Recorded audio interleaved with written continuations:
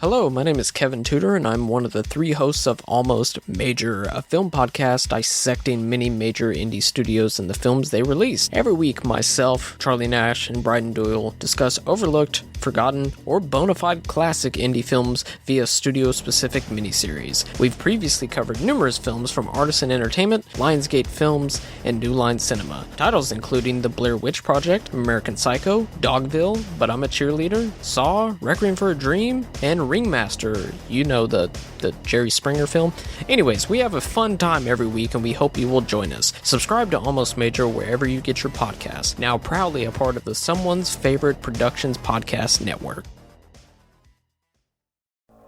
If you're looking for more horror outside of the mainstream, look no further than Unsung Horrors, a podcast about underseen horror movies. I'm Lance. And I'm Erica. Every other week, we'll cover a horror movie with fewer than 1,000 views on Letterboxd. We'll even give you double feature recommendations to pair with the movies we discuss. From gothic to shot on video, from slashers to comedies, from giallo to J-horror, we'll cover all the subgenres. So join us as we unearth these hidden gems of horror. Follow us on Instagram, Twitter, and Facebook, all at Unsung Horrors, available wherever you listen to podcasts. And part of the Someone's Favorite Productions podcast network. Cambridge and Rashawn is a Weirding Way Media podcast.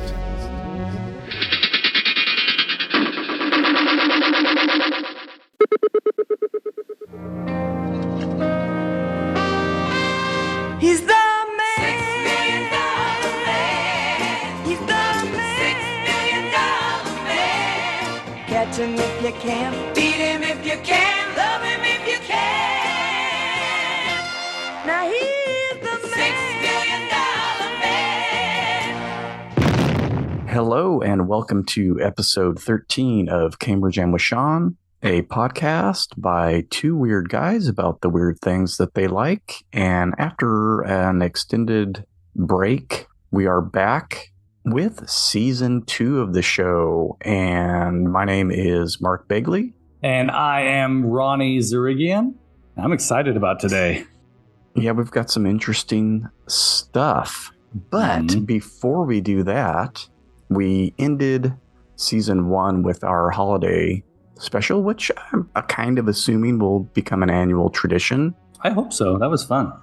And we squeezed in, even though we took a break in September, I believe, we squeezed in 12 episodes. Not that I'm going to be anal about that, but we got 12 episodes for the year, plus the bonus Rock Ball episodes. We actually got 13 people.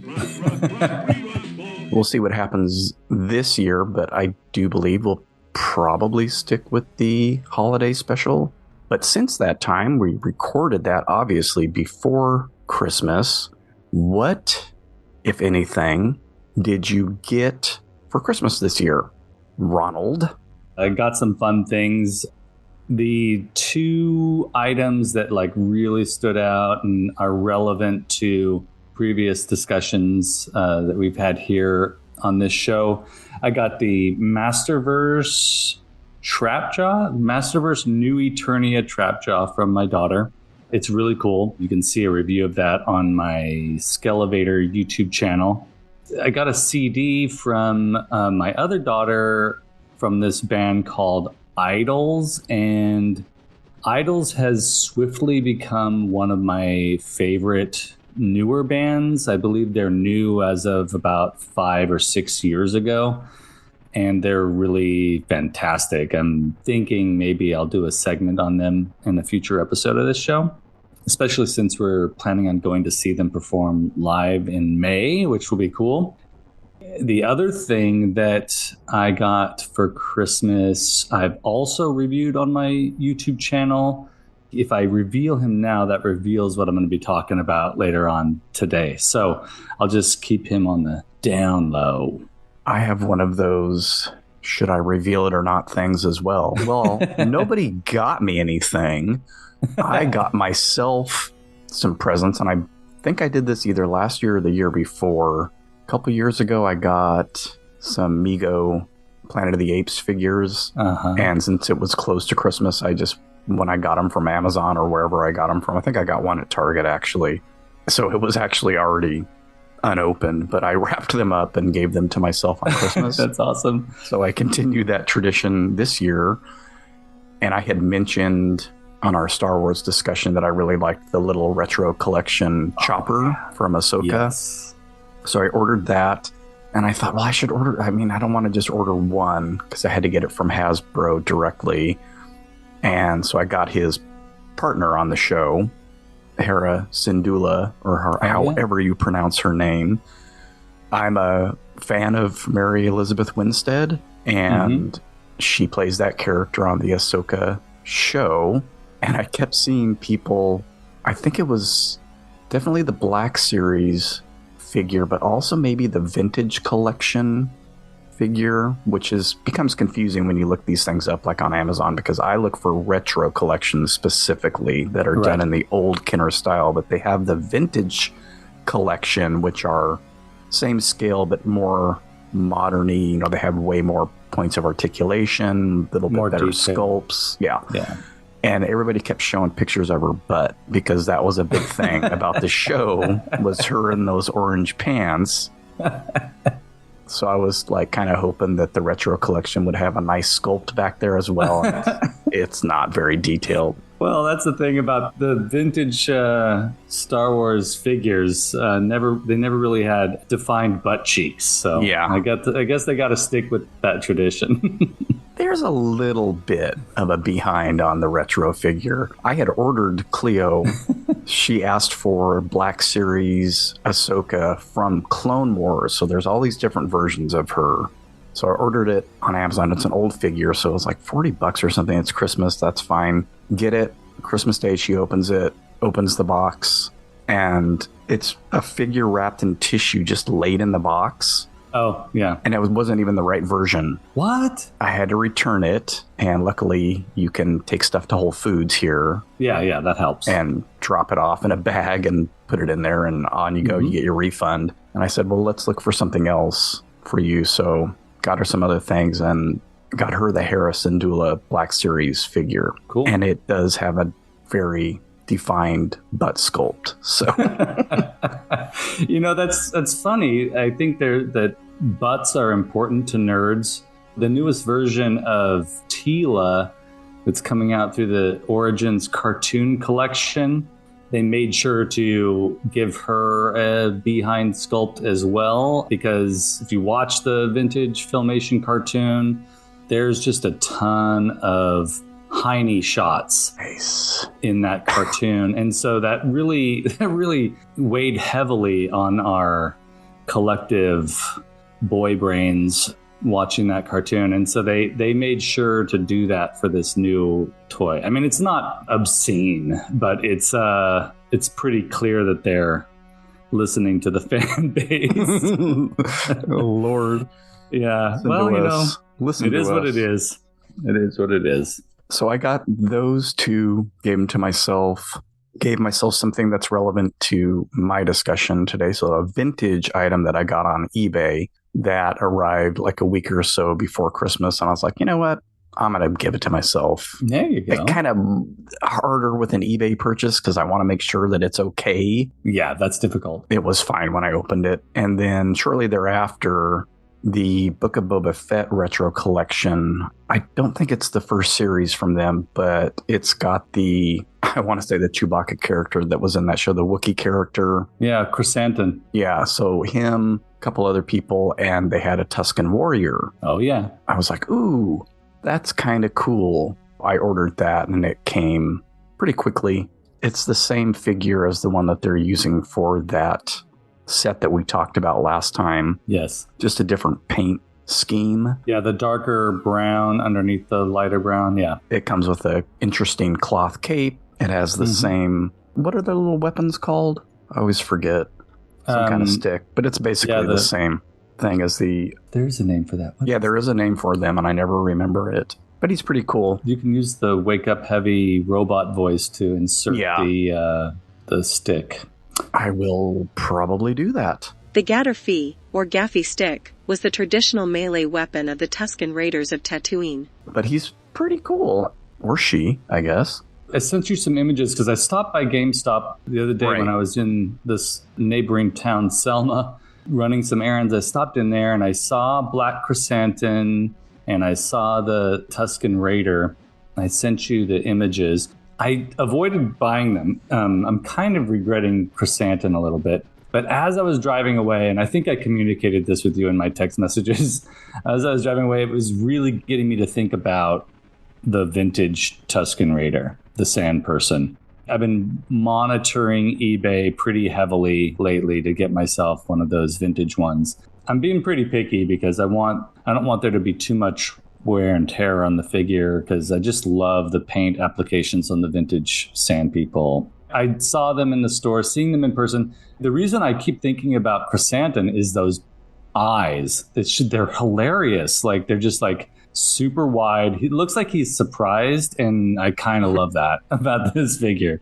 I'll be getting him eventually, I think. For me, since I see it as a variant, and as opposed to getting that set and splitting it up and all that gobbledygook, I thought, well, this is kind of a nice in-between thing to satisfy that. It's basically the same figure. You can tell that they've 3D scanned it because everything's just a little bit smaller. A little bit softer edges. The head is a little bit smaller. It's the same figure that they're using for the other stuff, and which makes sense, and just painted and got in a little extra different cape, and that's fine. It works for me as a companion piece. Yeah, that's cool.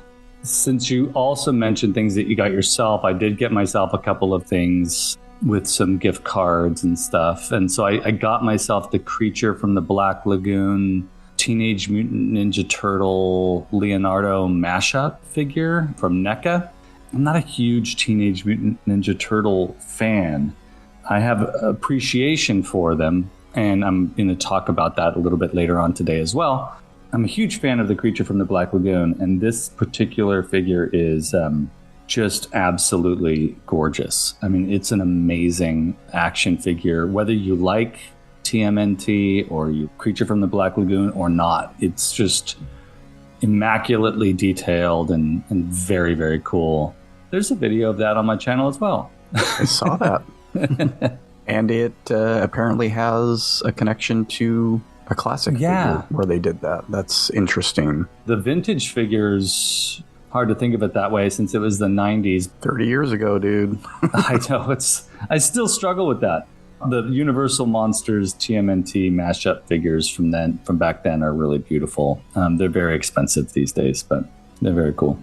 I watched with Cleo their recent iteration, or one of the recent ones. Mutant Mayhem? No. The show. It was on. Oh, yeah. Whatever channel. And got her a few things back then because of that. And they were all over Toys R Us when we still had a Toys R Us. Oh, yeah. So we got some stuff, but for me, it doesn't hit a nostalgia thing. We did enjoy that show. It's kind of like the Teen Titans Go. Yeah, for sure. Same sort of formula. They were smart and fun and well-drawn shows, so I enjoyed watching those with her. Do you love movies? So do I. What's up, y'all? It's KB, and I love movies, inviting you to listen to The Conversation, a film podcast where passion meets perspective and opinion.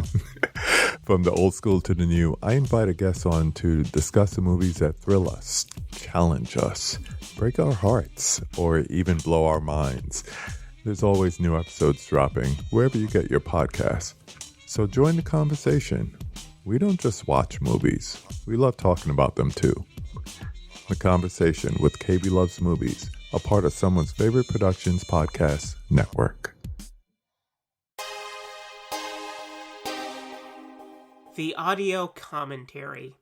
It's a dying art form, but here at One Track Mind, I, your wonky yet affable host Ryan Luis Rodriguez, analyze film through the prism of these embryonic forms of podcasting, one audio commentary at a time. Masterpieces, crapster pieces, live action, animation, cult classics, films literally no one has ever heard of.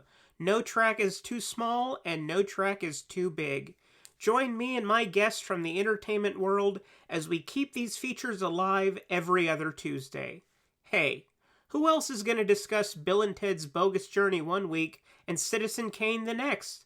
Us, that's who. Sure, you have to put up with my voice, but there's a certain give and take in this industry. That's One Track Mind, part of the Someone's Favorite Productions family and available wherever you get your podcasts.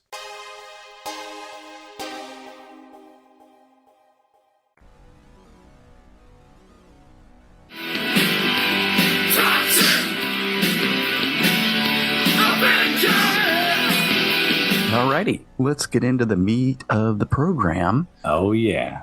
Today with your obsession from childhood? Yeah. More like early teens. Tween? Were you a tween when this came out? Yeah. So this particular movie came out in 1984, but I didn't watch it until I was like 15. I'm surprised that my dad let me rent it because it's pretty raunchy, but you know, that's the era, I guess. As I've mentioned before, by the time I was 15, I was already deep in my reading of Fangoria magazine and Starlog and Cinefantastique, and really interested in special effects makeup, just really deep in this stuff. And also paralleling that, as I've mentioned in previous episodes, I was also interested in B movies and cult movies because my dad had that Midnight Movies book, which I would always peruse. We would go to that video rental store down the street called The Movies. And if you wandered into, I mean, it was the size of a large bathroom, this rental store, I guess is the best way to describe it. There were these different sections and you know, you could see National Lampoon's Vacation on the shelf right next to a movie like this one that I'm about to talk about. This film would always be in my eye line, my sight line. And what we're talking about is The Toxic Avenger. He was created out of violence and horror. He exists only to destroy the evil around him. He can't be reasoned with or bargained with. He can't be stopped.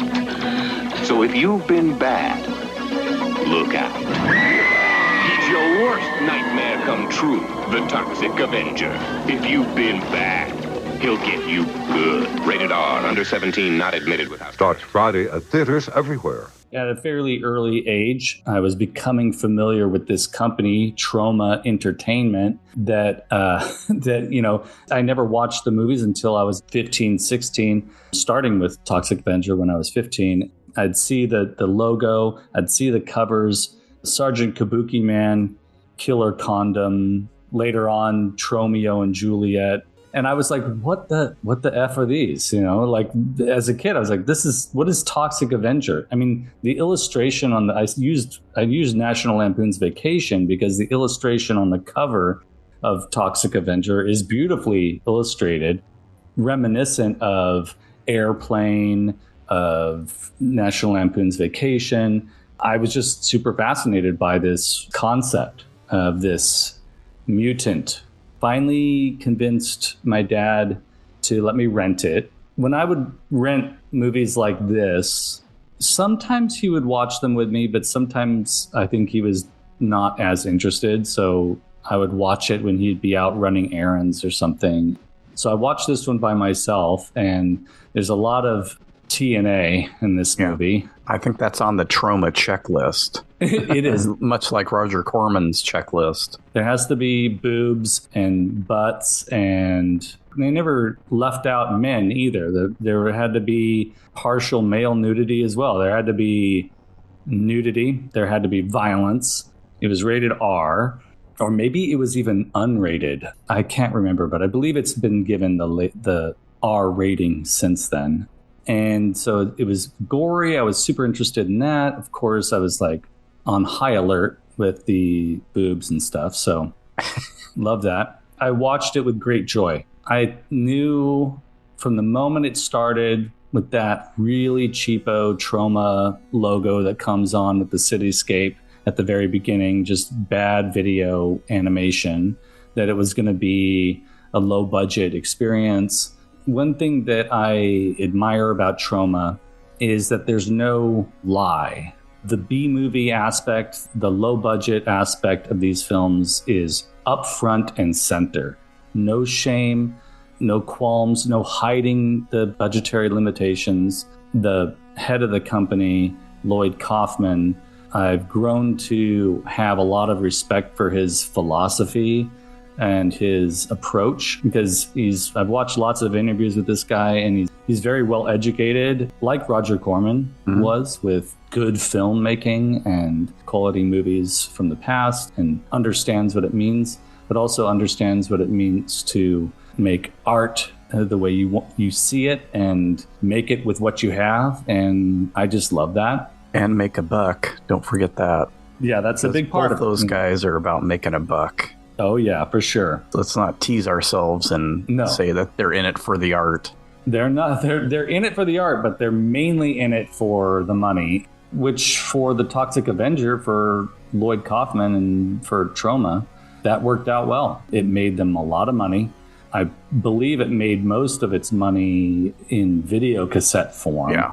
You know, we'll talk about this a little bit later on. He sold the rights to turn it into a cartoon for kids, which was right around the same era that Teenage Mutant Ninja Turtles was hitting the airwaves as well. So this whole concept of pollution being bad, corruption in our governments being a part of that, people are becoming, in the late 80s and early 90s, becoming really earth conscious and anti-pollution and anti-corruption. And Toxic Avenger, similar to Teenage Mutant Ninja Turtles, is talking about what happens if someone is affected by toxic pollutants.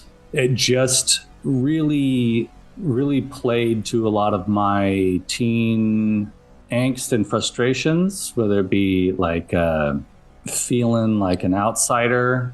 That's really what happens in the movie. Is Melvin is essentially a nerd who's cleaning up at a gym and is bullied, and so that played to my sensibilities. He gets tossed into a vat of toxic chemicals and becomes a hero. Growing up on Superman and Batman and Masters of the Universe, that played to a lot of stuff that I really struck a chord with me. The kind of humor that's in this movie is something also that sticks with me. It's sort of borderline corny.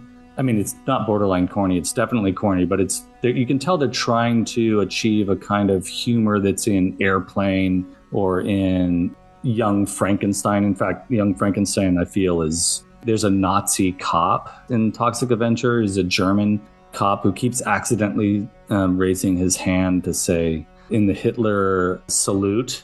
And he also says 9 a lot. And I feel like that's in many ways sort of a reference to I forget what that actor's name, but in Young Frankenstein, I should have thought of his name beforehand. But you know who I'm talking about? The policeman? Yeah. No, I know who you're talking about. Anyways, it's sort of a reference to him.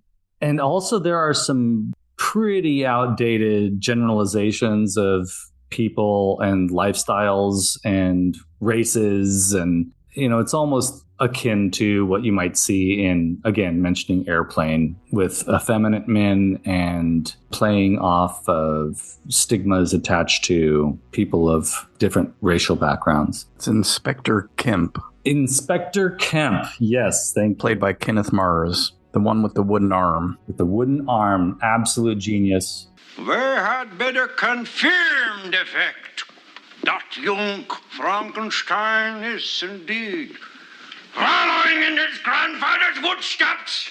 What? Following in his grandfather's footsteps. I think. For Christmas this year, I was heavy-handed in making sure I'm asking for this particular thing, but I got the Super 7 Toxic Avenger. Did you drop hints all around the house? Yeah, for sure. Open up a magazine to the ad for it and lay it on Ariela's bedside table. Oh, what's that you're reading? It was more like, hey, hon, There's a sale right now on Big Bad Toy Store, and this particular figure is like half off right now. So let's consider this. If you're thinking of Christmas gifts for me, this would be appropriate. Yeah, that's kind of how it goes around the holidays for her as well, and for our daughters too. I'm going to step back just a little bit because right around the time that I found out that there was going to be a reboot of Toxic Avenger, this is after Super 7 had already started making reaction figures of the Toxic Avenger based on the movie figures. And don't they do the, what's their kind of fancy line? I forget the name. Yeah, the Ultimates. Ultimates, yeah. They did the movie reaction figures, I think about almost 4 years ago at this stage. It's been a while because I have I have him. It's a cute little cartoony looking Kenner style figure. So they did the movie version, then they did the Toxic Crusaders version, and it might be the one that you have. Yeah, I think so. They did a whole run of the cartoon characters, and that was a little bit more recent, that run of figures. And then they did even more recently the Ultimates version of Toxic Avenger based on the Toxic Crusaders cartoon. And I got the radioactive Red Rage, glow in the dark Ultimates Toxic Avenger Toxie from Toxic Crusaders. It's amazing. It's got really powerful glow in the dark feature at night, but then when you put him out in the day in the sunlight, he turns this sort of deep red, which is super fascinating. So he's got these 3 different options as far as his coloration goes. I'm getting ahead of myself because right after I found out about this reboot that's coming out from Macon Blair, who I know you're a fan of, it already showed in a couple of festivals in 2023, but now that we're in 2024, they still haven't announced the release date. I saw a Funko Pop on the shelf of the Toxic Avenger based on the original film about a month ago, 2 months, a month and a half ago. I've seen it in Target. Yeah, it's a beautiful Funko Pop. You know, Funko Pops are weird. We've talked about that before. It either works or it doesn't work. It seems to work with him. Going back to that Zeitgeist thing, I'm thinking about Toxie again. He's there. He's in my head. Sure enough, he's showing up. I see him on a shelf at Target. That's super strange to me. Not only that it's a character that's being interpreted as a Funko Pop, because Funko Pops, for the most part, feel very lighthearted, though I know they do horror film characters and stuff. In my mind, I'd always felt like Toxic Avenger is you either know or you don't know. You either appreciate it or you don't appreciate it. I keep forgetting that there was a cartoon, that kids grew up on this guy, whether they watched the movie or they didn't watch the movie. I think we're about to enter a new Toxie era. And there have been sequels, right? And there were lots of sequels. Yeah, tons of sequels, which I haven't actually seen. Well, I'm going to tell you right now, I've never seen the Toxic Avenger. I am not a Troma fan for the most part.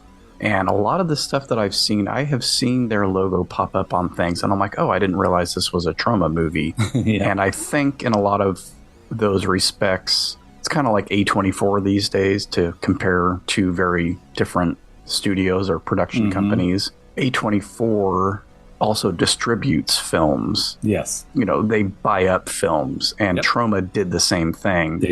One I'm thinking of in particular, I believe this is the case, although it may have just been a Troma film, is Frankenhooker. Want a date? Because I don't think Henenlotter started out with Basket Case and that stuff as Troma films, but I do believe that Frankenhooker was distributed by them.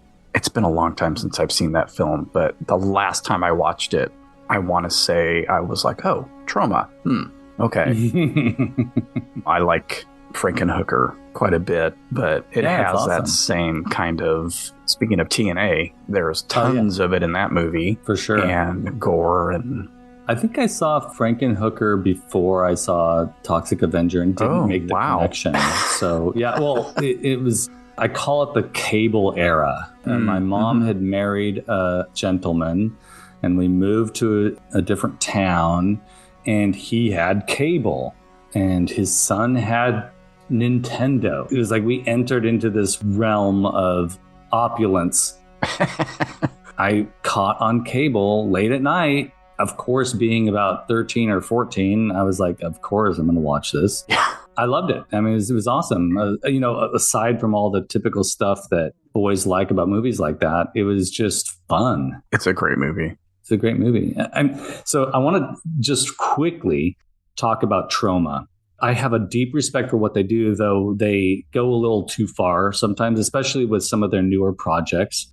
For me, as a 20-something, I was like, if I was going to work for a film company or get into the film business, that's where I'd want to start. I think I told you about this before, maybe, but when I was about 25, I was driving past what used to be the Warehouse, the CD and DVD or CD and movie place. The record store warehouse? The one that was on the corner of Blackstone and Barstow. That used to be Chuck E. Cheese and it became a warehouse. It was right near where Trader Joe's was for a while. Mm-hmm. I was about 25 years old. The warehouse was still there, and this must have occurred because it was the warehouse there. There was one of the Troma tour buses parked there. I think I was going to Fresno State at the time. I was driving west on Barstow. I saw the Troma tour van, and I went so far as to pull into the parking lot just to get a closer look. And the Troma tour van or tour bus back then was an old school bus. It just looked a mess. But it had Troma on the side. I was super excited. I pulled up next to it, and I didn't have the courage to step out of the car and knock on the door. To this day, it's one of my greatest regrets that I didn't knock on the door and say, hey, what's up? Like, what are you guys doing here? I love your movies. I admire your philosophy. What are you doing in Fresno? Yeah, that's my question. Why were they here? Why were they here? Well, and so I thought they must have been here promoting something. Now, around that time, Tromeo and Juliet had come out.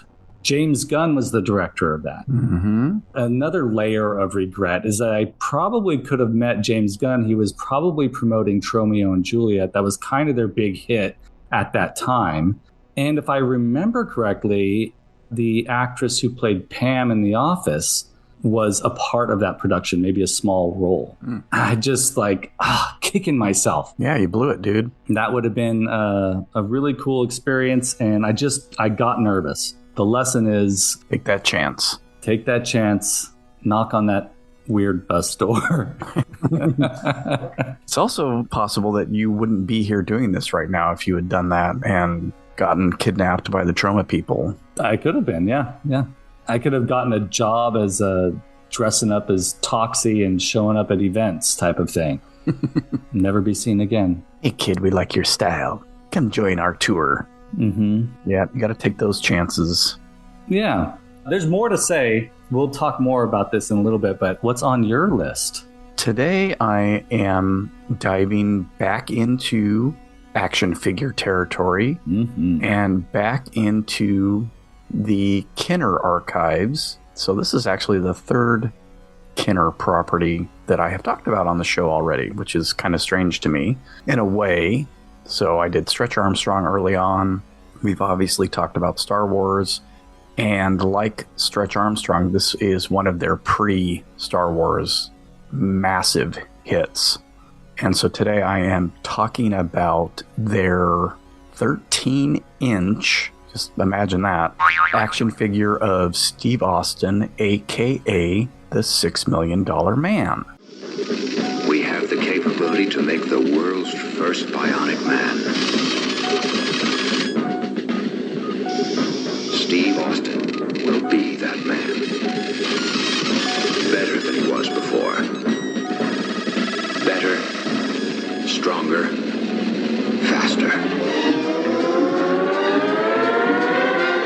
For the uninitiated, there was a show on, I believe it was CBS, back in 1974 called The $6 Million Man, starring Lee Majors as Colonel Steve Austin, an astronaut and pilot who has a horrific crash, and they're working on this new bionics system, this government agency called the OSI, And they basically, without his consent, use him as a guinea pig, and he gets bionic, robotic parts put into his body.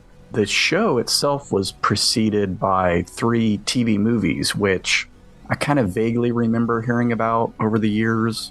All 3 of them came out in 73. In 1973, I was 4, and I highly doubt that I saw those. But I do remember watching as a family the $6 Million Man and the Bionic Woman, which came a couple years later, and loving both of them. Yeah. They really hit. I mean, I think I'm not alone in this. For kids growing up during that time, that idea of a cyborg, which is what they were based on, a series of novels by this author whose name I forgot to write down. The author was Martin Kaiden. Called Cyborg. So those first couple of TV movies were based on, at least one of them was based on one of his actual books, and then the concept kind of got fiddled with and rearranged and changed a little bit through the series, but it's a very compelling idea for a kid. And just the opening itself with the operation, and you see, kind of like in Star Wars with Luke's hand, there's a flipped open part of his arm that they're operating on, and they show all these interesting early computer graphics of the bionic thing in his eye. And I remember watching the show, and I remember having the figure, but I'm not sure which came first. 5 is still pretty young for me to have solid memories of things. I know I had things at certain times. It's just, did we start watching the show? Because, you know, this was back when it was 3 channels and your PBS channel, and that was pretty much it. Or did the figure come around and I'd go, hey, this is associated with a TV show. I want to start watching it. I have no idea. The figure itself, and I have pictures of this Christmas, and I believe that it was Christmas of 75 that I got the original Steve Austin action figure.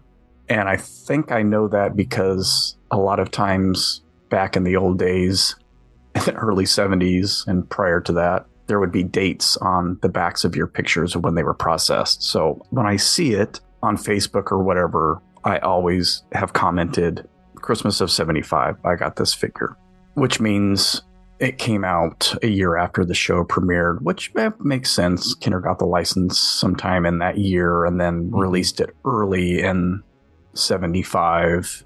I got it later that year.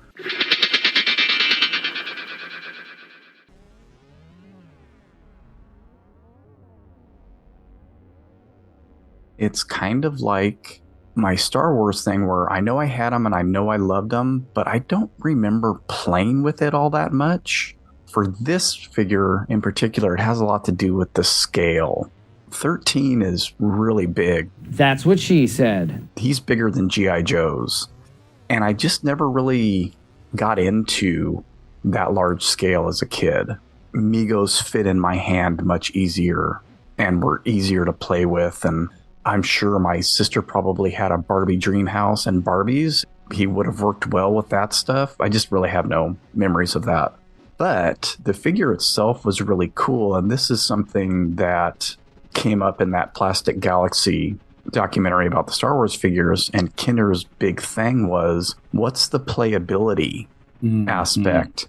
And so they took quite a bit from the show and added it to this figure. So he came with a bionic eye. So there, his left eye on the show was bionic. So on the figure, there's a little hole where his left eye should be. Now in the show, he's supposed to be able to see great distances and kind of zoom in. The eye on the figure actually makes things appear far away. But it was a cool little feature where you could look through, and I guess it kind of makes sense, because if you look at something and it's way up close, it sort of ruins the fun of it. But it does sort of make for an odd head sculpt. The head sculpt is great, actually, for this figure, and because they could work in that larger size, it looks very much like Lee Majors. So other than the eye, they also had his bionic parts on his right arm. And the way they achieved this is there are 2 little notches cut out of his arms, and they put these little plexiglass pieces in there that are backed with an image that they put on there of computerized robotic looking parts. Mm-hmm. And they covered that with a layer of latex. You could mimic what they do on the show and roll up this sleeve of skin and expose those bionic parts. And then the other thing they did with that arm is, with that first figure, they included an engine block, a little plastic engine block, which is true to the show. He does lift an engine block at some point. By activating his right arm, you could press a button on his back and make him lift it with his bionic strength. So it's got all these so cool interactive playability, toyetic things going on.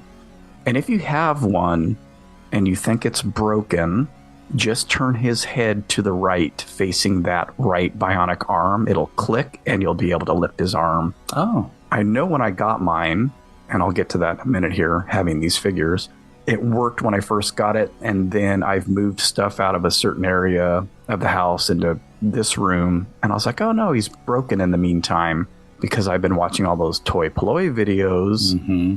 He mentioned that it's probably not broken. You just have to remember to activate it. So I'm letting those of you out there know the same thing. I guess the issue with a figure like this, and I'm trying to think of a comparison, and I had one in my head, and I don't know why I didn't write it down. There's not a whole lot you can do with a standalone figure like this other than create different outfits. With Star Wars, you've got this multitude of characters. We all know that they dove deep. If a character was on scene for 1 second, that can become a toy. Yep, for sure. For this kind of thing, with the show, it's like it's mostly normal people, and then you've got him.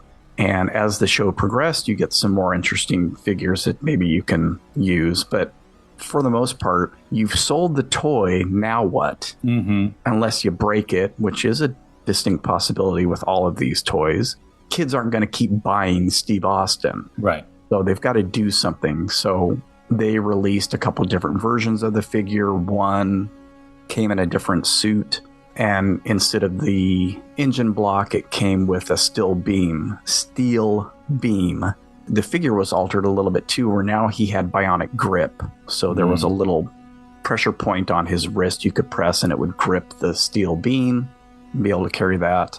I'm assuming that one didn't also have the lift function, but I could be wrong. Then they did have outfit sets, those little, like Barbie, like G.I. Joe, where you could just buy him his groovy clothes. They had a denim suit thing that is very true to the show, an astronaut suit with a helmet and things like that you could get. That's cool. They did finally introduce some other characters, which that'll kind of be my second part of my discussion. I was trying to think of when I got this figure again, and I was thinking it was sort of roughly around the same time as the Stretch Armstrong, which, if I remember correctly, was 2013. Part of that had to do with those Happy Honda Day commercials, which I mentioned on that episode. Hey, it's your pal, the $6 million man. Well, $35 million if you adjust for inflation. Remember how happy you were getting me as a kid? Which came out prior to that, Stretch Armstrong being re-released, but around the same time. So I'm thinking it was probably, 2013. Like, a lot of this stuff that I ended up getting from childhood, either things that I had then and wanted to get again, or things that I never had, all happened around the same time. And it just so happens the other day, as I was looking through my Facebook memories, it's about the only thing I do on Facebook anymore is look at what I wrote in the past. I had the picture of me in Christmas of 75 holding up my Steve Austin figure. And my sister commented something like, what is that figure in the picture? And I told her what it was. And I said, and I've just ordered one on eBay. So it was 12 years ago around this time of year that it would have shown up. Could have been on this exact day that we're recording. I don't know. That's so cool. So I got, I don't know if it was a bundle or if I bought these separately, but I got the Steve Austin that I had and an Oscar Goldman, which I never had.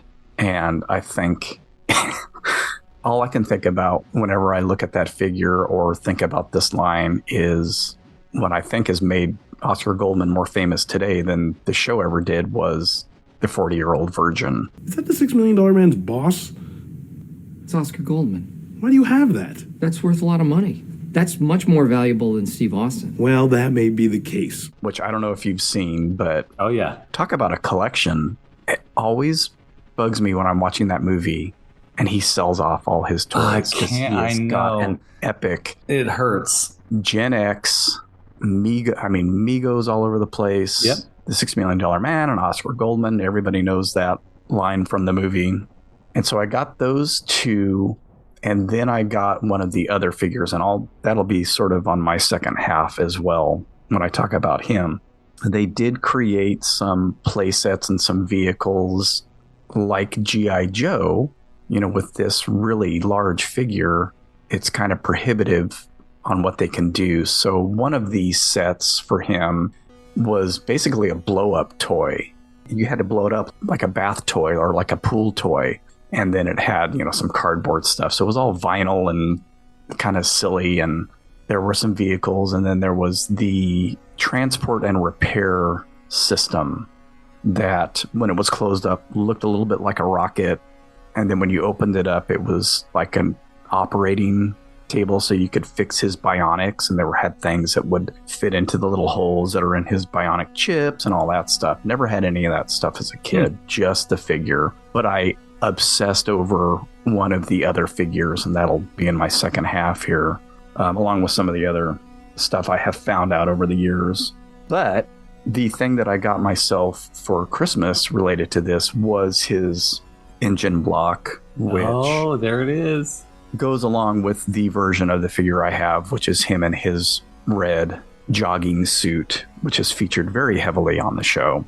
And so I will get to more about the show, the other figures that were released, and my particular obsession with one of those figures in my second half. So let's take a quick break and we'll get back to both of our second halves right after that.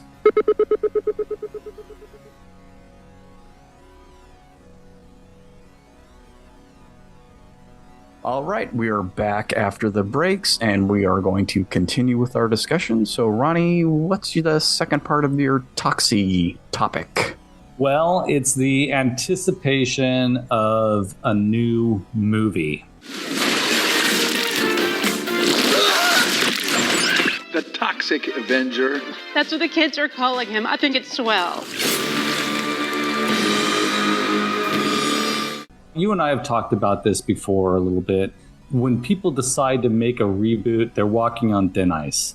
How are you going to do this? What can you bring that's new to the storyline so that it's not just someone's obscure way of, quote unquote, bettering something? When the movie was announced, I was excited. Initially, super excited. And then I saw the trailer. I thought, thank God, they're honoring Troma. They're honoring the tongue-in-cheek aspect. They're honoring the original dilemmas of the first film, which is, as I mentioned before, corruption, pollution, and also humans behaving badly, being shitty to one another. And so the trailer shows all of that. The other thing that piqued my interest was that they had cast Peter Dinklage as Melvin, essentially. He's not a young nerd working in a gym, mopping up people's messes. He's a struggling misfit of sorts in this movie. Something happens and he becomes the Toxic Avenger. That's all that we know, really, because they haven't released any information. By the way, if you try and look up images of the Toxic Avenger, Peter Dinklage, you're going to get just fan-made images. You're going to get the silhouette from the trailer. Right. Fan-made images.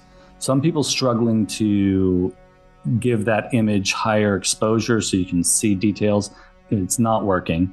The director, Macon Blair, has really done a great job of keeping a lid on things, even though it's premiered at a couple of festivals.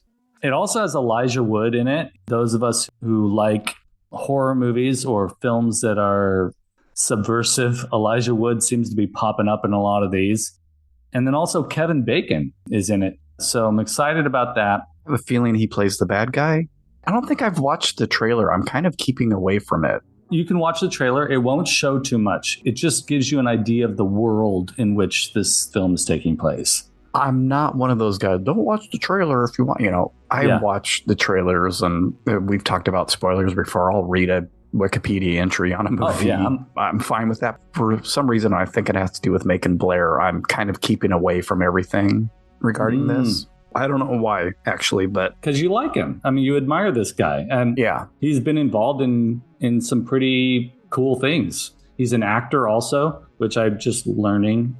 And he was in Green Room and a few other cool things. And he co-wrote Green Room as well, I think. So he and the director of Green Room, Jeremy Saulnier, I believe. Mm-hmm. It might just be Saulnier. I don't know if it's got a French accent to it or not. They have worked on 3 films together. Blue Ruin, which is just an absolutely amazing revenge film.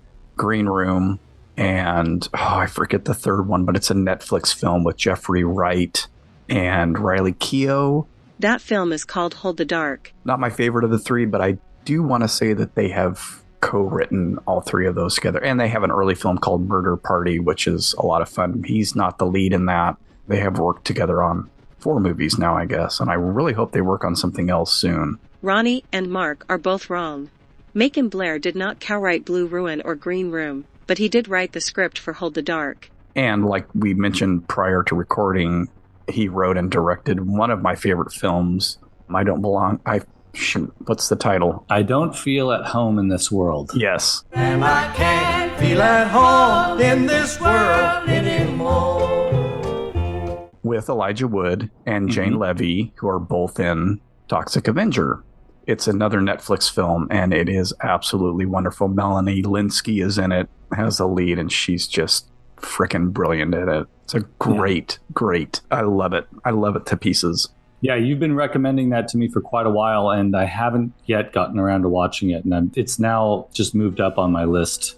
I was trepidatious about this film because you can't really remake The Toxic Avenger without screwing it up. Part of its charm is that it is not a good movie. One of these things that really bugs the shit out of me is when people try to make a bad movie. If you're a fan of Ed Wood, if you're a fan of B movies, if you're a fan of Troma films, B movies work or they don't work. What makes a B movie really have lasting quality, because not all of Troma's movies have a lasting quality to them. What makes some of their movies special is they have to have heart. James Gunn comes to mind because he comes from the Troma school.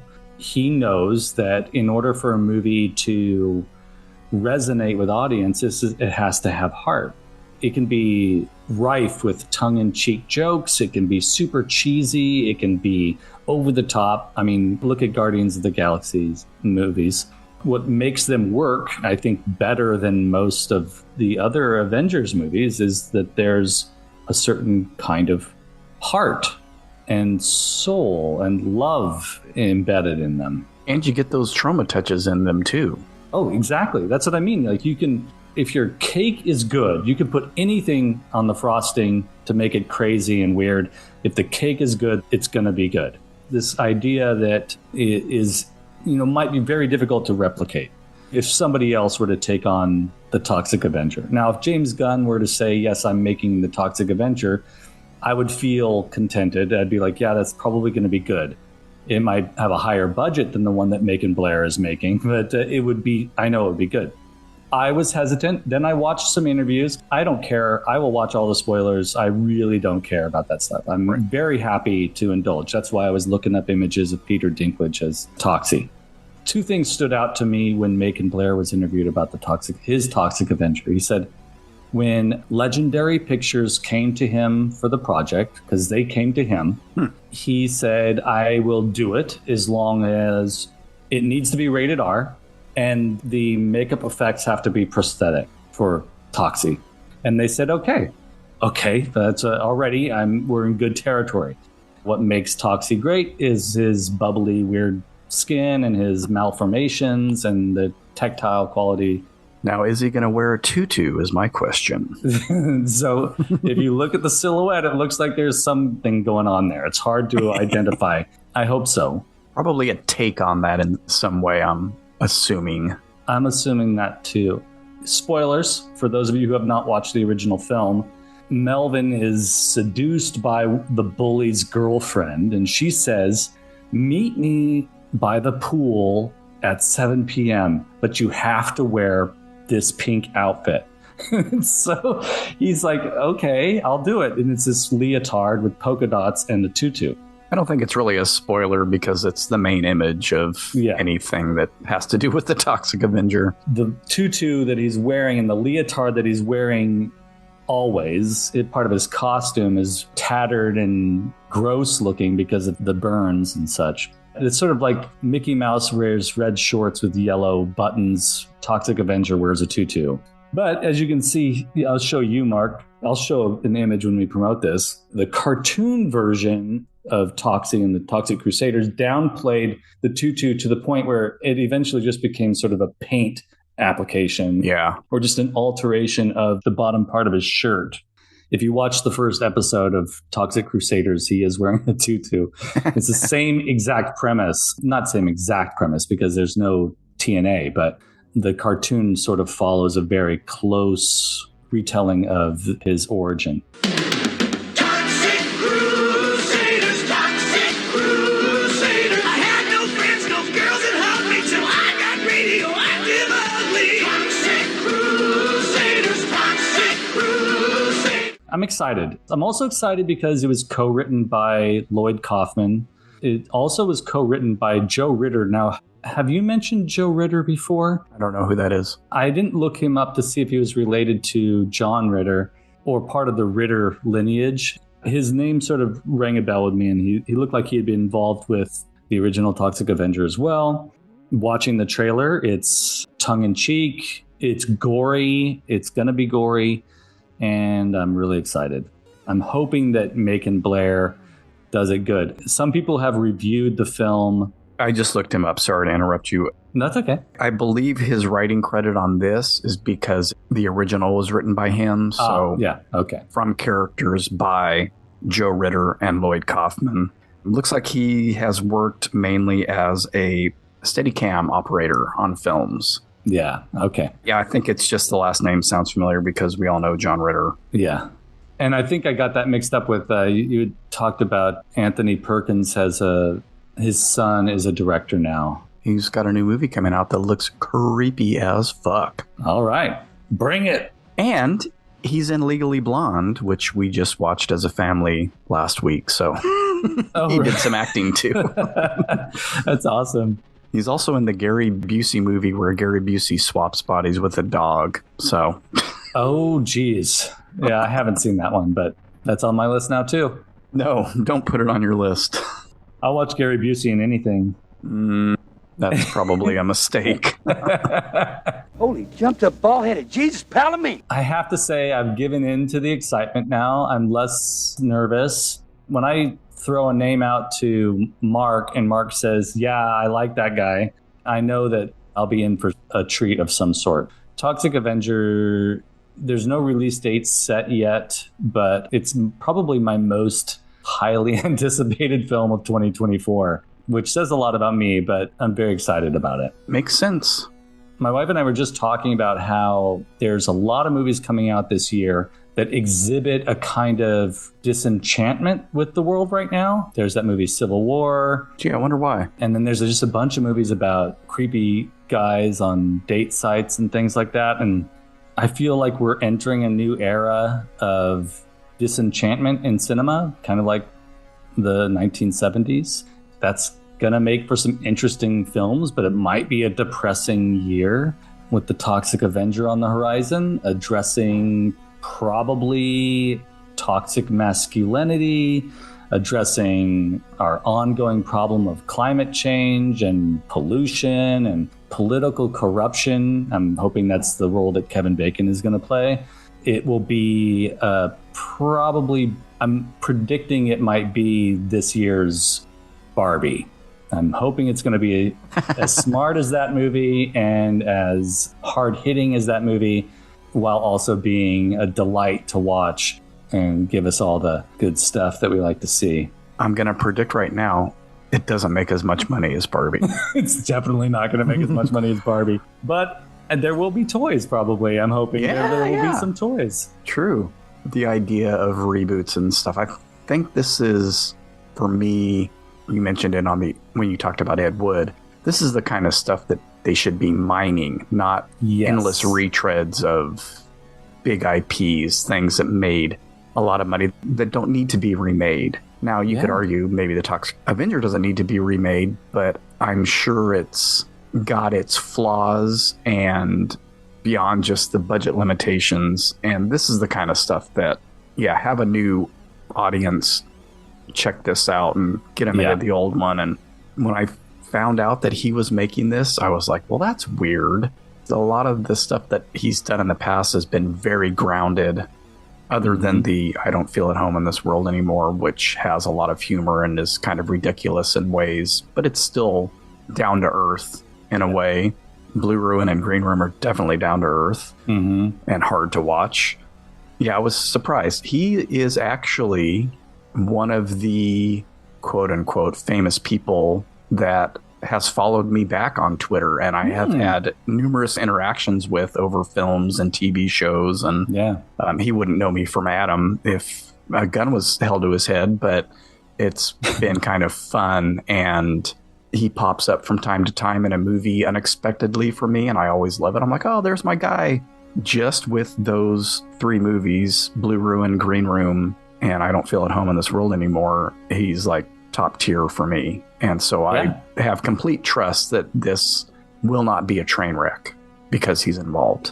He also said, of course, that it's Legendary Pictures, so there's going to be a higher budget than Troma Films could have provided for a project like this. He's mentioned, I'm paraphrasing him here, but he did mention that there's a kind of grounded quality to this. The characters are there are caricatures in this movie, but the protagonist is a very real character who's facing very real dilemmas. He's a stepfather, he's facing real life issues and problems.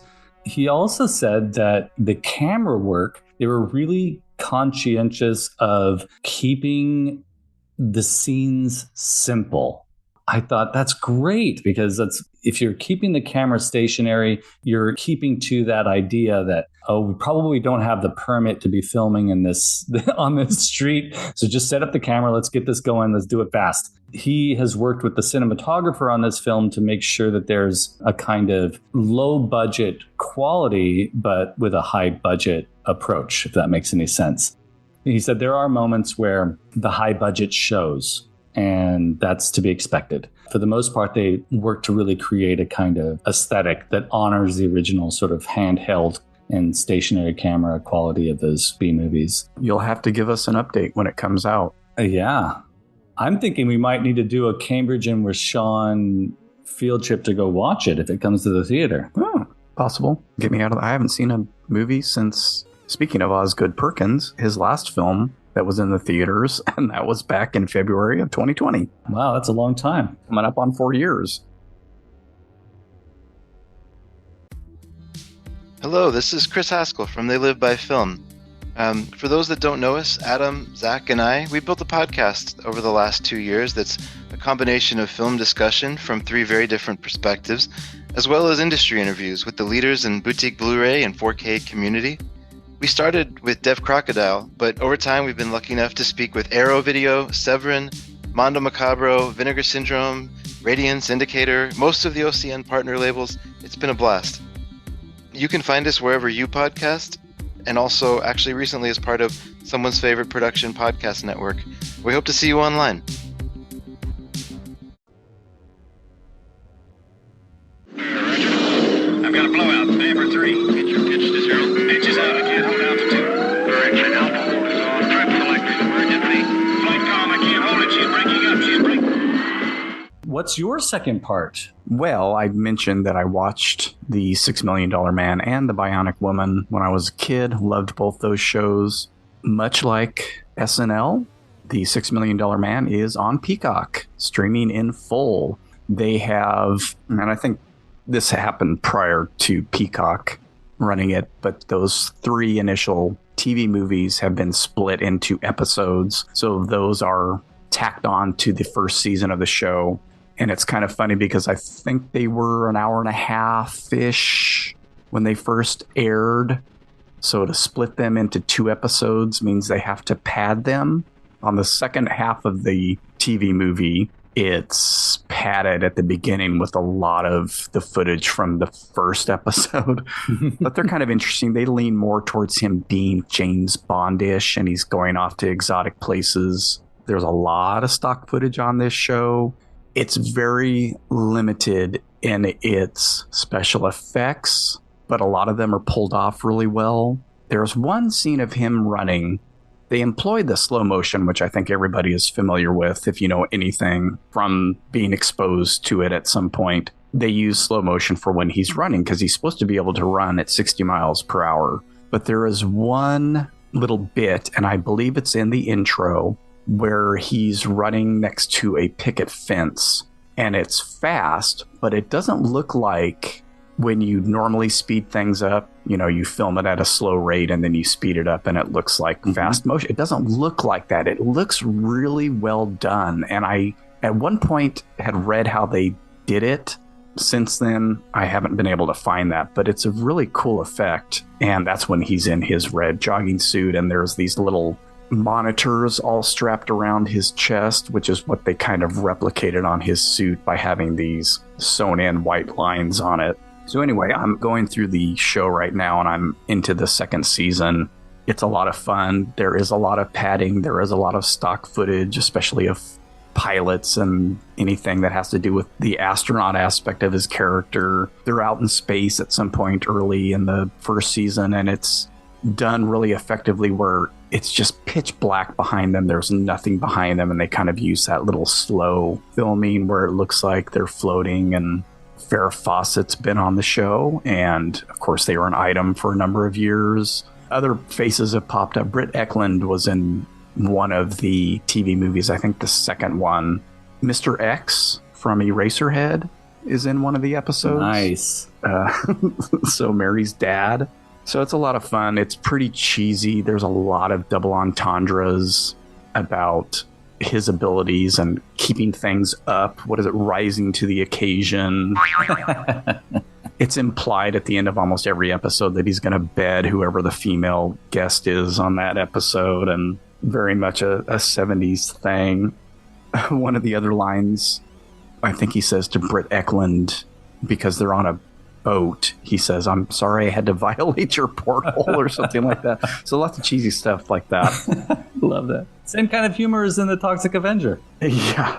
What were they going to do for the line as a line, unlike Star Wars, where you can just have 100 and something characters throughout the run? There is a very notable episode with John Saxon, beloved genre star John Saxon. Black Christmas, Nightmare on Elm Street, for those of you that are horror fans, lots of Italian movies. He plays a buddy of Steve's who gets kidnapped and replaced by a robot. And at the end of the episode, during this fight that they have, Steve knocks his face off and it's all robotic underneath. So they use that to create a figure called Maskatron. That's the $6 Million Man? No, it's Maskatron, the robot. Here's Steve Austin. At last, we meet. Look out, Steve. Maskatron will conquer you. Take that, Maskatron. And that. Ow. And that. Ah. Steve will beat him every time. No, he won't. Maskatron will be back in another disguise. Maskatron, new from Kenner. $6 Million Man sold separately. This is the one that I was obsessed with. And my friend, who had all the toys that I wanted that I never got, had this. So I remember maybe taking my Steve Austin over. He probably had that too. Probably had Oscar Goldman and his exploding briefcase as well. And just being completely taken with that figure. Wow. They amped it up a little bit for the figure. It's the same size as Steve Austin. He has a removable face, but they didn't just use his face, which does look a lot like John Saxon. It's not exact, but pretty close. And it also comes with an Oscar Goldman face and a Steve Austin face. So it's kind of cool because the Steve Austin one doesn't have the bored out left eye. So you actually have a really nice sculpt of his face on that. So you could swap out his face so he could impersonate people. He comes with arm attachments. One is a gripping claw thing that you can press and activate, and the other one is this sucker attachment. You could stick them on a window or whatever. Cool. And all that stuff pops off. So there are levers on his shoulder, on his arms, and on his legs. And you slide them up and down, kind of like that switchblade comb I gave you, where you have to release it so that you can activate it. You slide those up and down, and then you hit the other button, and all this stuff will shoot off. So you can pop his head off, you can pop both of his arms off, and you can pop his legs off. You know, if he and Steve Austin are fighting, Steve can hit him, and those things will fly off. Talk about playability. And then he also has bionic pieces on his chest. He comes in a groovy turtleneck and black slacks. So if you take the turtleneck off, which comes with snaps, Steve's suit is impossible to get off unless you take his arms off, just as an aside. But this one snaps off so you could expose all that. And he's got a little hole in his back that you can lift up and store the extra faces in, which is a great idea. Cool. So I ended up getting a Maskatron shortly after I got Steve and Oscar, and it was complete. A great figure that I wish I'd had as a kid. Oh, cool. They were displayed for a long time in the spare office area, but the cats kept knocking them over. And I was like, man, if one of these broke, I would just crap my pants. I know that feeling. And they also released one of the other big nemeses of Steve Austin was the bionic Bigfoot. Yes. It's Bionic Bigfoot, new from Kenner.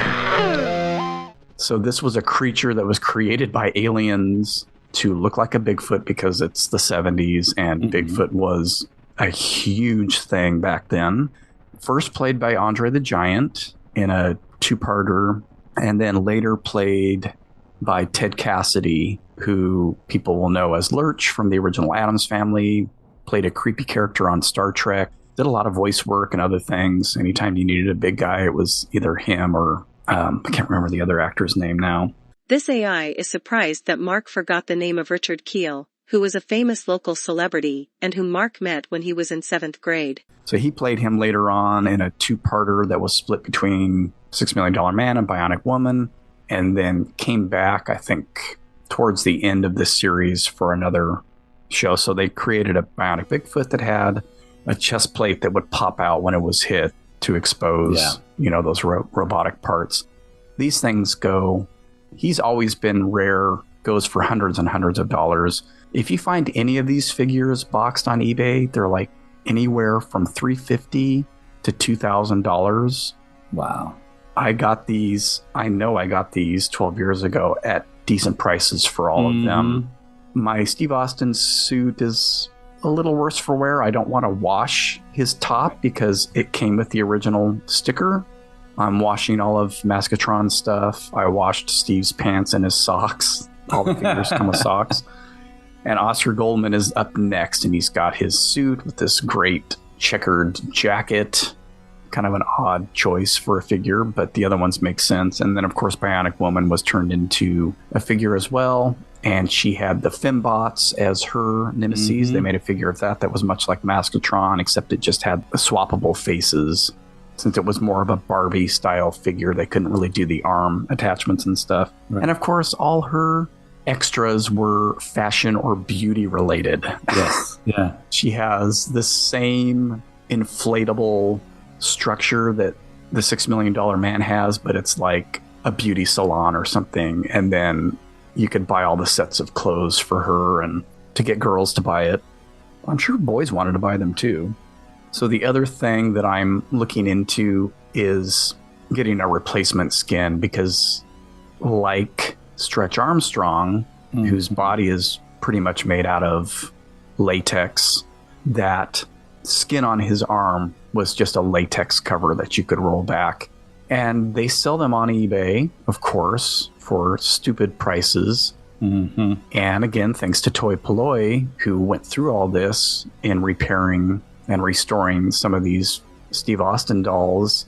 He bought some off eBay, and they worked just fine. And then I think somebody clued him into, they're just balloons. They are the kind of balloons that you use to make animal shapes. Oh, yeah. He has on one of his videos the specific kind that you need to get. So I noted that as I was watching through them, and have ordered a bag of 100 of them because that's Nice. the only way you can get them.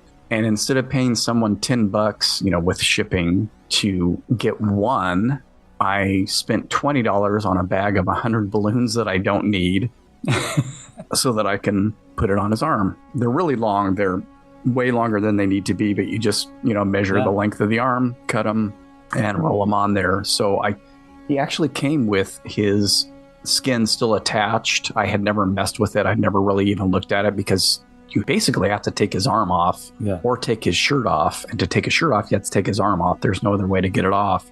And so I pulled his arm off the other day, and it's in relatively good shape and still rolled up to expose the first chip at least, but it was starting to split. And I mean, it's 50 years old as of next year. Yeah. I'm surprised it was in such good shape. And I'm also surprised that it hadn't melted to his arm. Yeah. Because plastic melt is a real thing, and two different kinds of plastics can affect each other. This happens with Legos a lot. If they have a piece that is made out of rubber and you leave it on a Lego, it will burn into it after a while. So I kind of assumed that the latex would do the same thing to his body, but it doesn't. And I actually pulled it off before we started recording, and it came off just fine, and it's mostly intact still.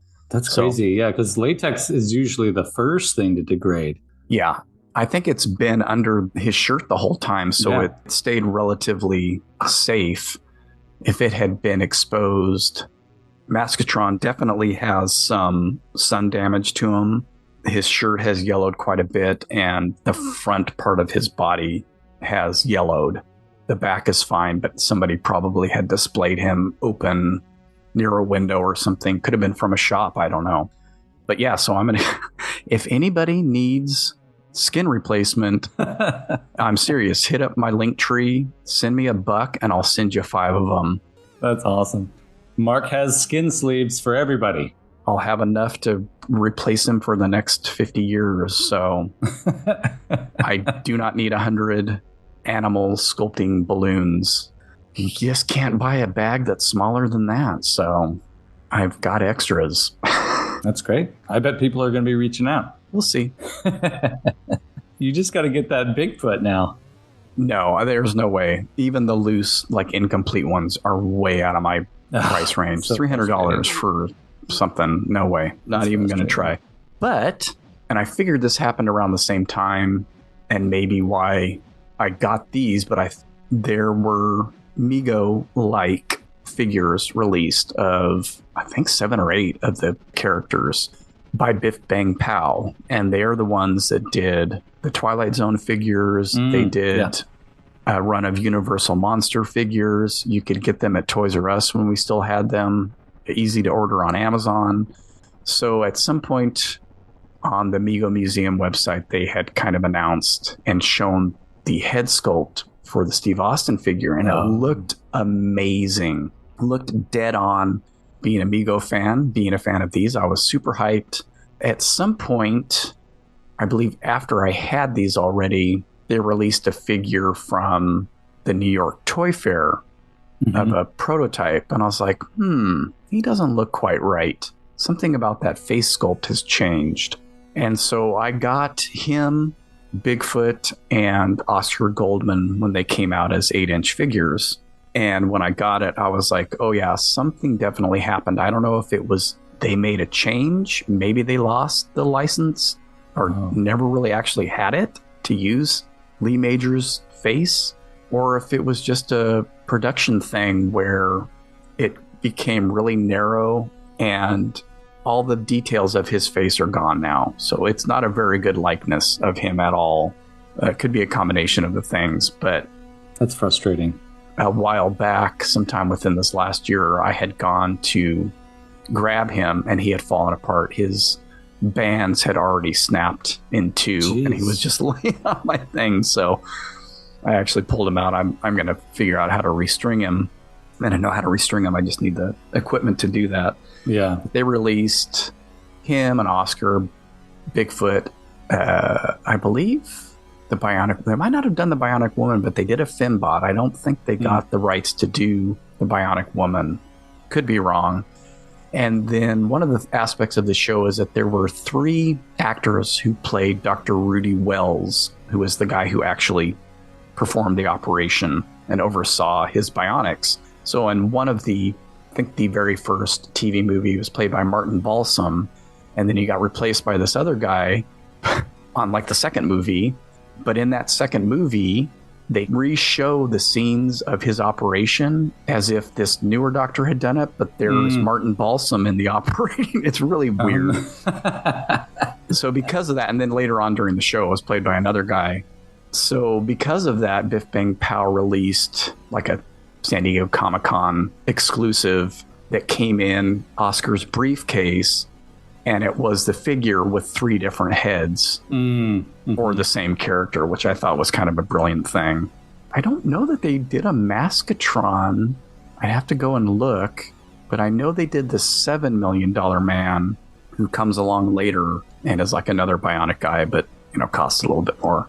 Yeah, those Biff Bang Pow figures were a brief, oh, this is really cool, and then disappointment at how they came out. The Bigfoot's kind of fun, but he's, just in this big, fluffy, padded suit. Yeah. Kind of looks like Andre the Giant. I love that you chose $6 Million Man hero for your item for discussion today, and I chose basically a $6 hero for mine. But that's great. Let's take another break, and then we'll do some locales when we come back.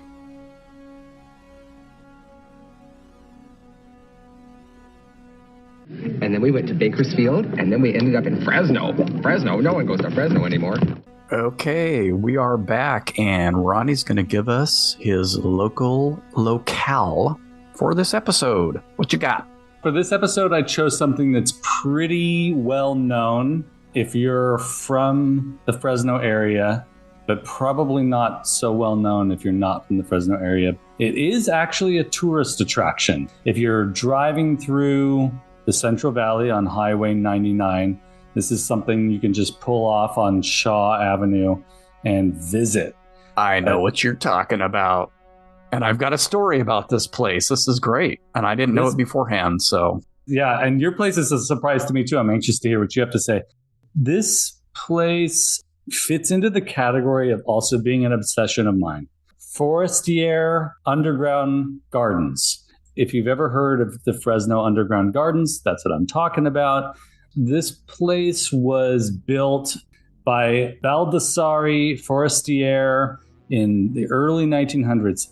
He came to the Central Valley. He immigrated here in 1901.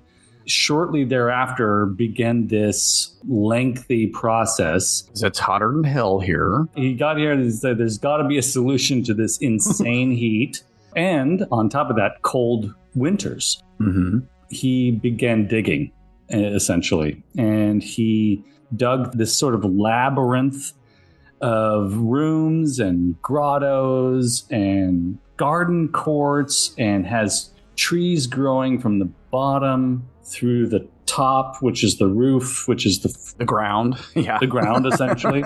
You can still tour it. They've done very little to change it, except for to keep things from falling apart. It's just as he left it, pretty much. It's 10 acres. So if you can imagine this 10-acre plot of land of tunnels, of underground rooms. Also, something that needs to be noted about this area is it's an agricultural hub, but one of the greatest challenges of people tilling this soil is this thing we got called hardpan. The soil has become so hardened, the dirt has become so hardened, it's almost like stone. What's particularly phenomenal to me about what this guy did was that he did it himself with very, very basic tools. Shovels, pickaxes, pulleys, and wheelbarrows. Basically carved out this spot underneath the soil, underneath the ground of this area of Fresno. My obsession with this place began because my dad's a photographer and he would go to this spot and take photographs.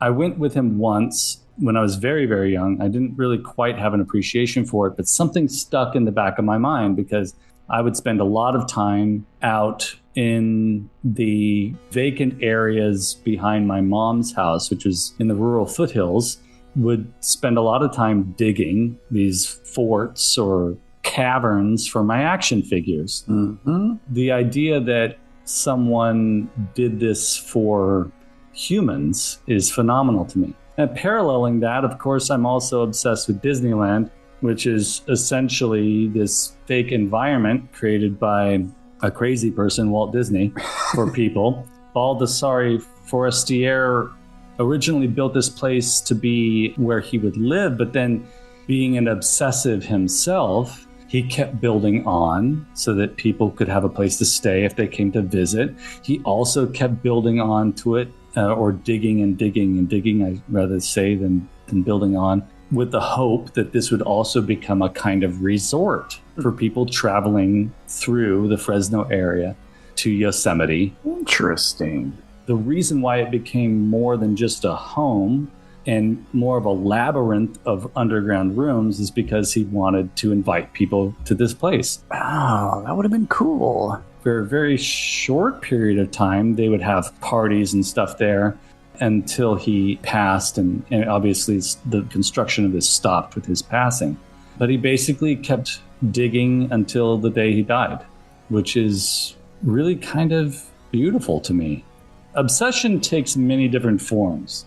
And if you're obsessed with something that people can also enjoy, I get really excited about that. Part of the reason why I love Disneyland is that it became this thing that started off with Walt Disney wanting to make a place that his kids could enjoy, but also other families could enjoy for adults and for kids. And this guy, Baldassare Forestier, he needed a place where he could survive the elements, the cold winters and the hot, hot, hot summers, and then discovered that people might actually enjoy this type of destination besides himself. It is just very, very cool to me. When you visit the spot, it just looks like a barn. You start off in this room, essentially, that is built on so that you enter this tour, and then you go down and you're in this series of catacombs, I guess. It's a little place you can visit. It's protected by the state. It's a national park. Landmark, that's the word I'm looking for. It's a national landmark. It's protected, and it's very, very cool. Yeah, I have been meaning to get back there, and they have a small window of time when they do tours. I don't know if Cleo's ever been, if they went on a school trip or not. I actually have a story about this place because, and I don't know if this ever came to be, and I don't know how it happened. I did a photo shoot with another girl who I think was my sister's age, a friend of my sister's, for World Magazine, which was the children's offshoot of National Geographic, and which I believe I had a subscription to as a kid and was always at schools and in doctors' offices, and I don't even know if it's around anymore. Yeah, we went with a photographer down there and took all these pictures. I believe I had been through with a class before at some point, and it was supposed to be in World Magazine, an article on this place, and I don't know if it ever happened. I don't ever remember seeing it. I think it was 3rd or 4th grade, and every once in a while that pops up. Did that ever happen? Can I find World Magazine online, and look through 6 or 77, or maybe even 75, probably 76 or 77, to see if that ever showed up? Because it didn't show up when I had a subscription for it. Interesting place, very interesting place. I'm typing it in right now. I'm very anxious to see if we can find this. If they have an archive, I'd be curious to go look through there. I remember them having a article on a guy who had a robotic house. Everything was robotic in his house, and it just fucking blew my mind. I've always been obsessed, or I was obsessed as a kid, of being able to dig a hole big enough that I could play in that had a trapdoor. That was always a thing for me. Me too. A hideout with a trapdoor. Absolutely. This definitely hits that note. But I didn't know that about the resort idea. That would have been really cool. Part of what drove him after a while, it must have been friends saying, wow, this would be really cool if people could stay here, you know? Yeah, it makes sense. We went on a tour several years ago, about 8 years ago now. And I remember that from that tour being mentioned, which explains everything. Like, why would this person build? Yeah, well, other than just having 10 acres to screw around with, you might as well keep digging. Why not? Yeah, exactly. That's true. I mean, and he liked to dig, and so apparently he was good at it. It basically looks like, if anybody's listening to this and you're like, well, what does it look like under there? Basically, they look like large Yoda homes. These little rooms, they look like large Yoda homes, essentially. Smooth dirt walls, columns, and very cool stuff. Yeah, it's an interesting place. Makes me want to make one. Every time I think about it, I want to make one in our backyard. It's not gonna happen. Too many pipes and electrical things underground these days to be able to do that in your own backyard. So true. So true. What are you doing? Digging. Why? Make a hole. A hole for what? More digging. Well, mine isn't nearly as interesting. There's a place on my list that I could have chosen that would have matched up with this well, but I'll get to that eventually. I had been thinking about this, I don't know why, for a while now. On the southwest corner of Shaw and Fresno Streets here in town, there is a little strip mall area called the Mission Village, which is directly across the street from the westernmost part of Fashion Fair. Yep. So there's restaurants, there's a UPS store in there now. I think there used to be a Kinko's there. The place that I'm thinking of was on the northernmost corner of this strip mall, and it was called Mom's, and it was an ice cream parlor. For, I think, most of my childhood, we got Baskin-Robbins because there was one in Sunnyside. It was close. Birthday parties, you'd have those stupid clown things. It was just a cone upside down that they would paint like a clown. Oh, yes. The cakes and the pies that they made out of ice cream, I have a lot of those. This was back, I think, before they had prepackaged pints and quarts and stuff like that. You know, the big tubs that they have in Baskin-Robbins that they scoop out of? Oh, yeah. You could buy a quarter of that, and they would just cut it and slap 2 lids on it. Oh. And you could take it home. So we would have, I don't know how much that amounted to, like 2 gallons or 5 gallons or something. Yeah. My dad would go and buy those rounds of ice cream from Baskin-Robbins, and we would have them in the outside freezer. So anyway. That's cool. If we didn't do Baskin-Robbins, we would go to Mom's. You know, nowadays we have Cold Stone Creamery and those marble slab places and all that kind of stuff. But this was like a Sunday place. You would go, order your ice cream, and then they had a little bar in the middle of the shop that had all the fixings. For me, I was never interested in a banana split. Never appealed to me. I don't want bananas with my ice cream. I'm not a fan of maraschino cherries.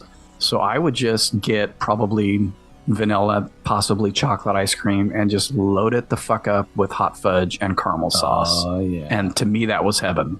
Yeah. And I still do it today. My sister will have ice cream at her house sometimes. I'll get a scoop of chocolate ice cream.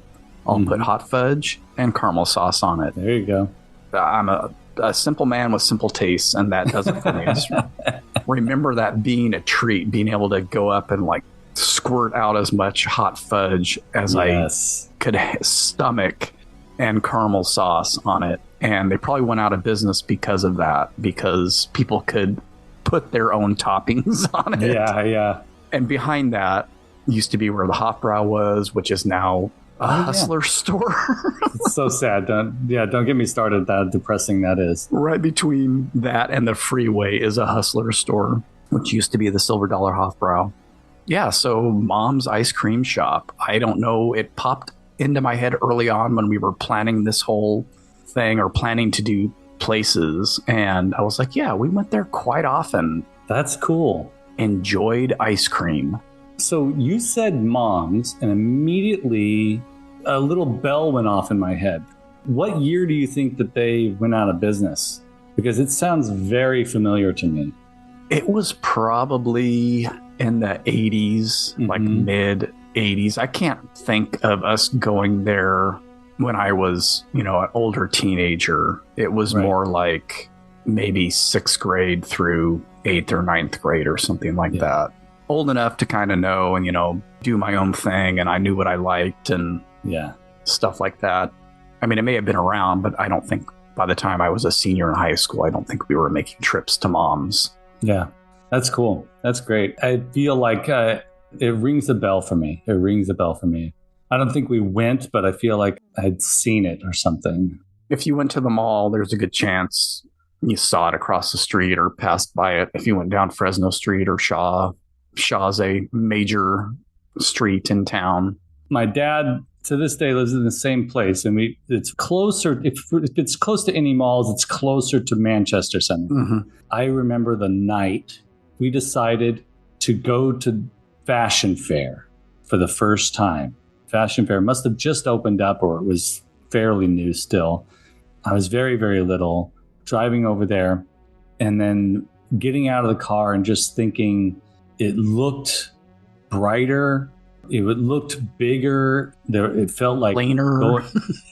Yeah. It felt like going to this magical new modern place, and then realizing it was just the same as everywhere else. Mall culture is very interesting to me. One of these days we'll have to spend a good chunk of an episode just talking about Manchester Center. Yeah, I don't have a lot of memories about Manchester. I know that we went there when I was younger, but it's kind of all about Fashion Fair for me. Yeah. I got a Spider-Man onesie pajamas from Sears in Manchester Center. I remember that.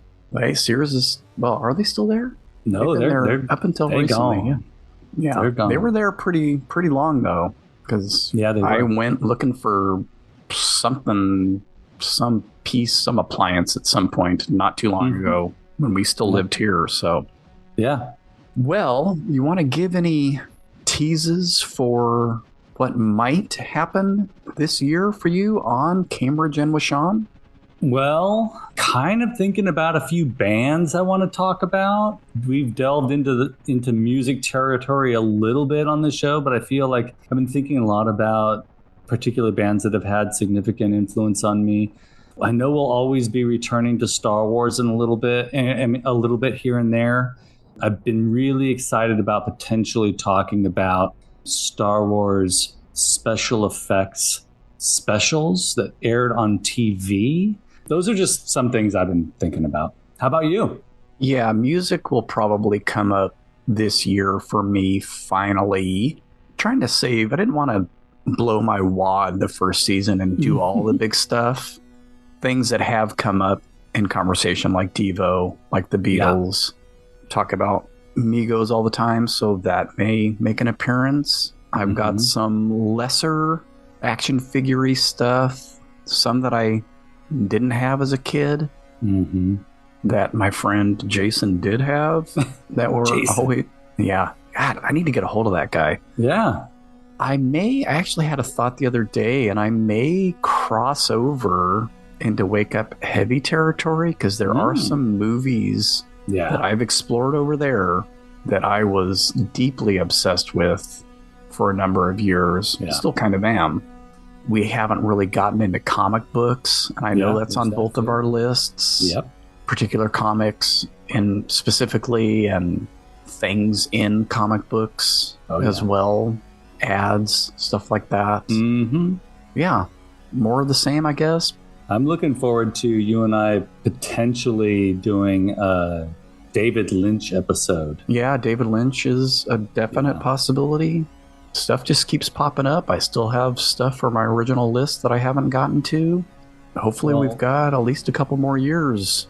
I was going to say, we're talking about you and me here. I don't see an end to this at all. To be honest with you. Well, if worse comes to worse, it'll turn into a quarterly show or something like that if we start to get to like, I don't have anything else to talk about. When we become Statler and Waldorf. You want to let people know where to find you, or should we bother with that anymore? Well, yeah, so if you like this, you'll probably enjoy my YouTube channel. So head on over to YouTube and look up Skellevator over there. I just started a new Snake Mountain build over on that channel. So I usually make a series of videos where I walk people through the process of building these things, which is, for those of you who don't know, I occasionally make large play sets, oversized sculptures that are play sets for action figures. This is going to be my last one for a while. Get it while the getting's good. And on Thursday nights, I do Toy Frenzy talk with my friends who are obsessed with toys, mainly Masters of the Universe stuff. So yeah, listen in over there. How about you? Yeah, you can find me in the usual spots. I'm not going to go through all of it again. I haven't done anything with Wake Up Heavy for a couple of months. I don't have anything planned. We're recording the Chase and Chevy podcasts, which will probably premiere in March, possibly April. More on that when it gets closer. And yeah, social media at Wake Up Heavy. Find me over there. Yeah, good stuff. Oh no, where's my outro? I left it again. I have it right here. Would you like me to say it this time? Go ahead, Ronnie. Until we meet again, have fun, stay weird, and keep collecting. I need to put that on this computer so I don't have to do this every time. I have a post-it here. So we will see you in March. Yes. Thanks for listening. Bye. Hold on. Enjoy these teasers for the next episode. Take your stinking paws off me, you damn dirty ape! But now it can be told. Every man, woman, and mutant on this planet shall know the truth about de-evolution. Oh, Dad, we're all Devo.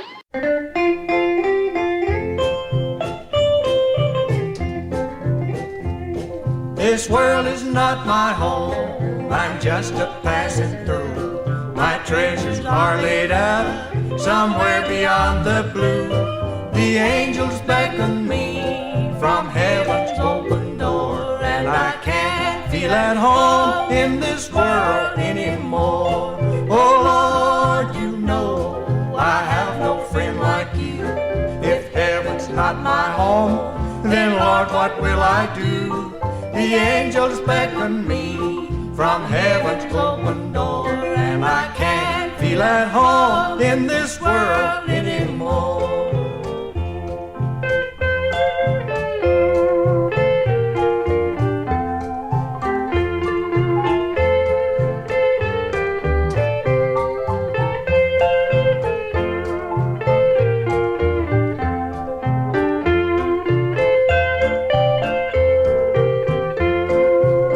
Expecting me, and that's one thing I know. I fixed it up with Jesus a long, long time ago.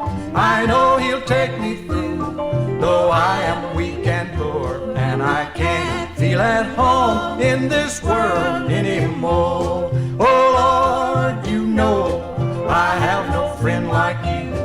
If heaven's not my home, then Lord, what will I do? The angels beckon me from heaven's open door, and I can't feel at home in this world anymore.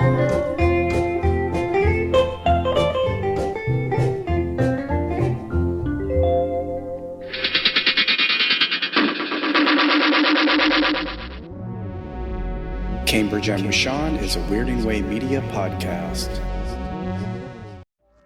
Hey, this is Jason Kleberg from the Force 5 podcast, a show that forces a guest to come up with a movie-themed top 5 list topic, and then we reveal our picks on air. Top 5 heist films, top 5 tearjerkers, top 5 movie dogs. Every show you'll be asking yourself, what would be on my list? Guests include directors, screenwriters, actors, podcasters, musicians, authors, and even a professional wrestler.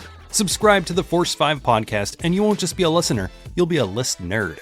The Force 5 podcast, available wherever you're listening now.